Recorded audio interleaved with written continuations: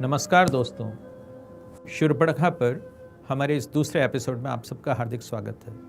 आज जो चर्चा करने जा रहे हैं उसका आरंभ मैथिली शरण गुप्त के द्वारा पंचवटी में ये शूर्पणखा प्रसंग जो आया है उसमें और तुलसी के द्वारा इसका जो वर्णन किया गया है उसके बीच के थोड़े से द्वैत पर हम लोग चर्चा करेंगे और फिर उसके बाद शूर्पणखा के इस संदर्भ को और भी अलग अलग तरीके से देखने की कोशिश करें। लेकिन मैथिली शरण गुप्त ने जब पंचवटी में ये कहलवाया लक्ष्मण से कि पाप शांत हो कि मैं तो विवाहित हूँ बाले, प्रतिप्रश्न करती है शूर्पणखा कि किंतु क्या पुरुष नहीं होते हैं दो दो दाराओं वाले।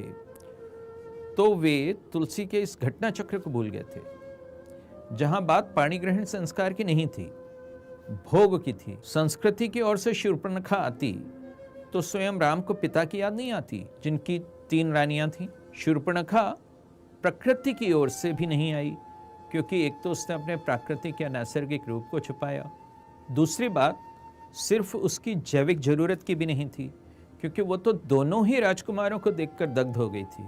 इसलिए वो संस्कृति की प्रतीक भी नहीं है, न प्रकृति की प्रतीक है, वो सिर्फ विकृति की प्रतीक थी। उस विकृति में राम और लक्ष्मण जहां सिक्के की तरह खर्च होते हैं, एक्सचेंज होते हैं, वे वस्तुओं की तरह इंटरचेंजेबल हैं। अपनी विकृत भूख के चलते वह उन्हें पहचान न पाती, कोई बात नहीं थी, लेकिन वह प्रभु को पदार्थ में बदल देती है। वे डिग्रेडेड ऑब्जेक्ट्स ऑफ एक्सचेंज हैं। बात यह नहीं है कि राम उन्हें लक्ष्मण के पास रेफर करते हैं, बात यह है कि रेफर होने पर वह आपत्ति भी नहीं करती कि मेरा तो मन बस तुम पर आया है। वो तो पूरी बेहयाई से दूसरे के पास चली जाती है। यानी जैसे पूंजीवादी विनिमय व्यवस्था में वस्तुओं का बार्टर है, वैसे ही शूर्पणखा के जीवन मूल्यों में पुरुष सेक्सुअलिटी भी जो है कमोडिटी है, एक पदार्थ है। उसमें तू नहीं तो और सही की मौज मस्ती जो है चलती है।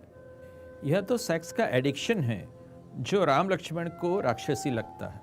यानी एक सज्जन मुझसे कह रहे थे कि राम का झूठ है कि वो शूर्पणखा को लक्ष्मण के पास ये कहकर भेज देते हैं कि अहै कुमार मोर लघु भ्राता।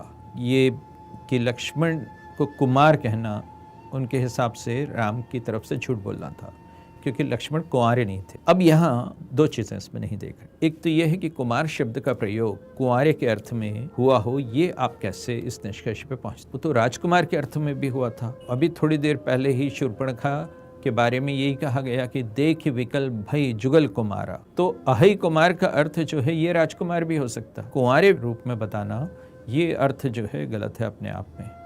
और दूसरे जो है स्वयं शूर्पणखा विवाहिता होते हुए भी राम से जब ये साफ झूठ बोल रही है कि ताते अब लगे रहो कुमारी, तो राम जो है यदि उसी टिट फॉर टैट में उसको ये बोल देते हैं कि जैसे तुम कुमारी हो वैसे ये कुमार हैं, फोर्स बैचलर हैं, तो जो औरत अभी अभी ये बोल रही थी कि तुम सम पुरुष न मोसम नारी, यह संजोग विधि रचा विचारी, वो लक्ष्मण से एक्सचेंज पे तैयार कैसे हो जाती है?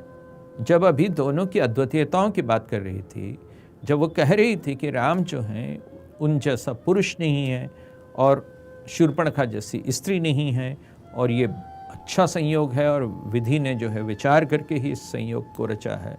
तो जब इतनी अद्वितीयता का उल्लेख जब आप राम के बारे में कर रही थी, तो अचानक जो है लक्ष्मण से एक्सचेंज पे कैसे तैयार हो गई, जब तक कि आपकी विकृति जो है आपको इसके लिए प्रेरित नहीं करती। ऐसी स्त्री के राक्षसी स्वभाव को क्या राम लक्ष्मण पहचान नहीं गए होंगे? लक्ष्मण ने रिपु भगनी जानी के बावजूद भी मृदुलता से ही उसे टरकाया था। उन्होंने उससे राम का असली परिचय भी दिया था, प्रभु समर्थ कौशलपुर राजा, लेकिन तब भी उस दुर्बुद्धि को कुछ समझ में नहीं आया था। राम लक्ष्मण ने कुछ छुपाया नहीं था, उसे भ्रमित नहीं किया था। हालांकि उसकी परीक्षा लेकर उन्होंने उसके राक्षसत्व की पुष्टि अवश्य कर ली थी। तब जाकर शूर्पणखा जो है वो अपनी वाली पर आती है, अपनी असलियत पर, अपनी औकात पर। रूप भयंकर प्रगटत भई, ये तुलसी कहते हैं। उसका पाखंड खुल गया। जो श्रृंगार की स्मोक स्क्रीन थी उसे भेद कर भीतर की कुरूपता सामने आ गई।